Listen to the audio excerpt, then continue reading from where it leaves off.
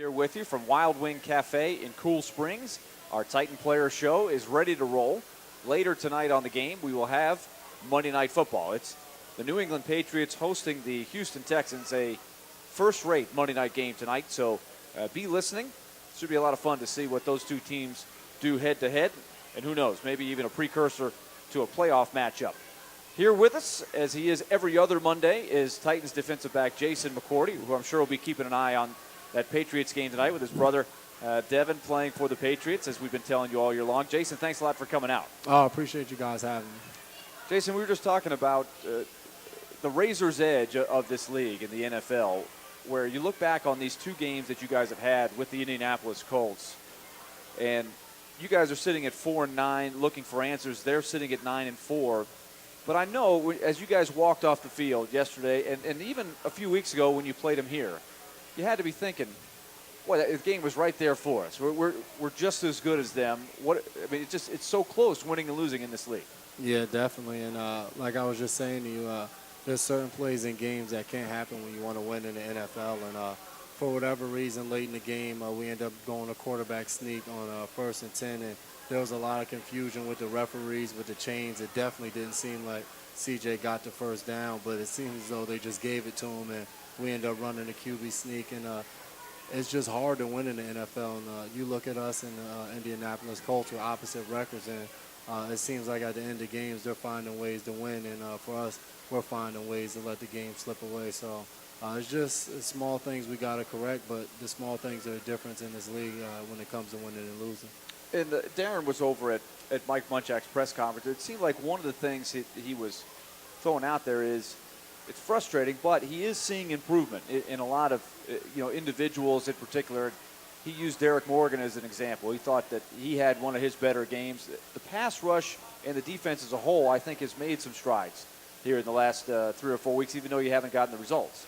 Yeah, definitely. And you can look at the statistics and see that we've been able to make strides. And like we talk about all the time, though, in this league, it's about wins and losses. And making strides is definitely a positive, and it's something that you can look to, and it can be encouraging. But for us as players and coaches, at the end of the day, we want to win.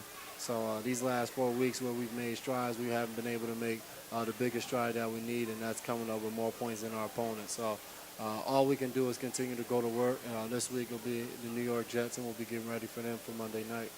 It's such a hard thing to put your finger on when you mention just finding a way to win. There's no question the Colts have got that, because you look at their stats, they've got no business being 9-4, but they certainly have just found a way to win. And so cutting down on mistakes, that's you can definitely work on that. You can see that in the film room, but there is that intangible thing, that confidence thing, momentum thing, that is hard to really grasp sometimes, because you wonder why certain teams have it and why certain teams don't. Yeah, you're definitely right. And you look at the team like the Indianapolis Colts, and just as you watch them this year, and as you said, I think they're losing in the turnover ratio this season. There's just something special about them, and I think everything that their head coach has been going through, Pagano, has brought them together, and it's brought a sense of belief, and they go in every game and believing they can win. And I think we're getting there. We just haven't gotten to that point yet. And you can tell in these last few weeks that we're going out with that mindset that we're going to win the game. And it's just late. We have to continue to work on making those big plays to win the game, and making those plays to change the field or change the momentum. And I think that's what's going to be what's going to carry us over the top. You know, from watching it from our vantage point, the way this season has played out, Jason, just talking about winning games and finding ways to win, is there a feeling? I mean, it was a tale of two halves yesterday. You guys looked really good in the first half against them, and things did not go your way in the second half. Watching it from our view, it's almost, oh no, here we go. This is going to be bad. Do you guys get the same feeling while you're playing? Nah, I mean, I really don't think so, because as we're on the sideline, every time we go as a defense, before we got the ball back that last time, all of us on defense, I think we ended up, Darius Butler intercepted a pass. And at that point, I think we were down 1 or 2. It was a field goal game. And as we took the field as a defense, all we were saying to ourselves is, we make them kick 3, we get the ball back, and we'll go score a touchdown. And you can tell in the eyes of everybody on that defense that we truly believed in that. And we made them kick a field goal. When the offense took the field, I think everybody on that sideline truly believed we were going to go down and we were going to win that game, and it just didn't happen. You guys have now played the Texans and the Colts 4 times this year. The Texans are the best team in the AFC, and the Colts are well on their way to the playoffs. 2 teams in your division. Why have they found a way to win? You've seen them enough this year. There's been games I've watched, both of them, where you're thinking they're not going to win, and yet they find a way to win. Oh, man, I wish I had the answer to that question. I think if I did, You'd have a meeting tonight after the show, wouldn't you? We'd be sitting at maybe 9-4. But I don't know. It's those certain plays and those certain guys that seem like in those moments they're able to step up and make the play. And for us, early in the season, it just seemed like we weren't able to do that at all. And later in the season, we're making some plays. Witherspoon with an interception and takes it to the house. Colin made a play in Miami. And just different times in the game, we're making the plays, but we're just not doing it enough. And you look at those teams, they're doing it more often. We had some penalties late in that game that hurt us on the defensive side with offsides. And we had a fumble that we forced, and we just couldn't get on the ball. And different plays like that, we have to be able to come up with those. And I think those are going to be the difference that will help us win those games. Is it true that Will Witherspoon is asked to play both sides of the ball? Witherspoon. He would like to be a receiver this week. What do you think? At 40 years old, I don't know if Spoon if he can still do that. We call Spoon Pops on the team, so I don't know if he'll be able to handle that much. So what was going through your mind when he's rumbling down the field for a touchdown? I hope he makes it to the end zone without pulling anything. You know what? He did show good hands. Yeah, he definitely did a great reaction too. Yes, because the ball looked like it almost hit him in the thigh, and he was able to come up with it. And I remember getting home, and my fiance told me it definitely looked like luck was down when the ball left his hand. So maybe we got a little bit of a break there. But it's just, man, it's tough when you watch plays that you had and you just weren't able to take advantage of them. What was the message and the feeling at halftime? As I mentioned, you guys are up 20-7, and everybody watching is going, wow, where's it? Gosh, what a great half of football.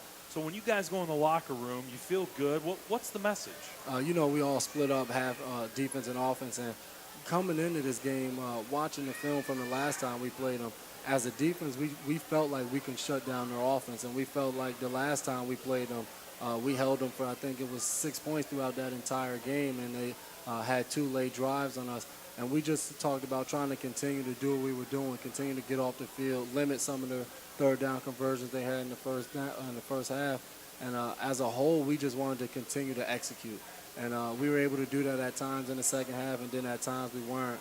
And the more we were able to keep them backed up, the better we were able to do. When we gave them good field position, as the times that they were able to put points on the board. Did you do a lot of talking to your former teammate, Donnie Avery? He did drop a touchdown pass. Did you scare him for dropping that? Nah, man. But it was nice to see Donnie because, last year when he was a part of our team, he was coming off that ACL injury. Yeah. And you could tell that he wasn't the same player. So you love to compete against him. But as somebody you became cool with as a teammate, it's nice to see him back healthy and being able to be a factor for them on their team. And speaking of injuries, a tough one for Jared Cook. A guy, he makes a great touchdown catch in the first quarter. And then it comes down hard on the shoulder. I don't know if it's the same shoulder here earlier, but torn rotator cuff is the diagnosis here, out for the season. So another weapon you guys will have to make do without. Yeah, man, and I didn't even know that. My brother just texted me and was like, man, I didn't know Cook tore his rotator cuff. And, man, it's so disappointing, definitely for us as a team because that's a guy that, like you said, he's been a weapon for us. He's become huge in the red zone, and I think that was like the 3rd catch he's made, like that diving on his back in the end zone. And then for him personally, this is a contract year for him, and I know he was looking forward to finishing out the year strong and seeing what happened after the season. So you hate to see a guy get injured, and then when it happens at such a crucial point for him, you just hate to see that happen. But I know Cookie's a tough guy. He's going to continue to fight, and he'll be back stronger. One more question for you as a defensive back before we bring in Mike Martin. And we'll talk to him some. And he's got some interesting stories. I'm looking forward to having him on. But Reggie Wayne, this is something that's really hard for non-football people like us to see. Here's a guy that everybody knows they want to. They've thrown him the ball a ton. He's going to get a lot of targets. They don't have other people who have the same kind of name recognition, yet he still is able to get his production. A lot of times at key times. It was amazing early in the season when they beat Green Bay, how often they got him the ball, even though the defense is, I'm sure, geared to stop him. How does he do it? Because obviously you can't have everybody on him and leave guys wide open. So how does that work? I mean, like you said, I mean, he was able to make plays against Charles Woodson, one of the best cornerbacks to play the game. And whenever a quarterback is going to throw the ball to a receiver a lot, he's going to make plays. I mean, Reggie Wayne is a talented wide receiver, and Andrew Luck is a very good quarterback, becoming one of the greats in this league. And when you have a guy who's targeted as much as he is, he's definitely going to get his production and his numbers every game. And then you just look at the craftiness of Reggie Wayne. He's at the latter part of his career, and he may not be running right by you, but he'll allow you to jam him and then just push off your leverage and be able to get open. So he just understands the game so much and the defenses and the way people are trying to defend him. He's able to make plays Sunday in and out. So you feel like sometimes you can even have good coverage and he still somehow finds a way to get it. Yeah, definitely. And the first time we played him, I felt Mouton did a good job on him in the slot.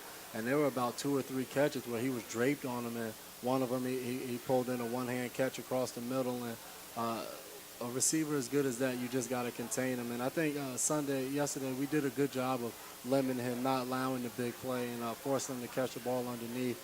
Like I said earlier, though, we just didn't make those plays in defining moments to win the game. Jason McCourty is here with us at Wild Wing Cafe in Cool Springs. Enjoying talking football with him. His teammate Mike Martin, rookie out of the University of Michigan, will be along here very shortly. We'll also have our Swiftwick Sox Team of the Week asking some questions tonight to these guys. We'll have some fun with that coming up a little later on this evening with the Texans taking on the Patriots. Stay tuned. More coming right here on Sports Night, presented by Baptist Sports Medicine on 102.5 The Game.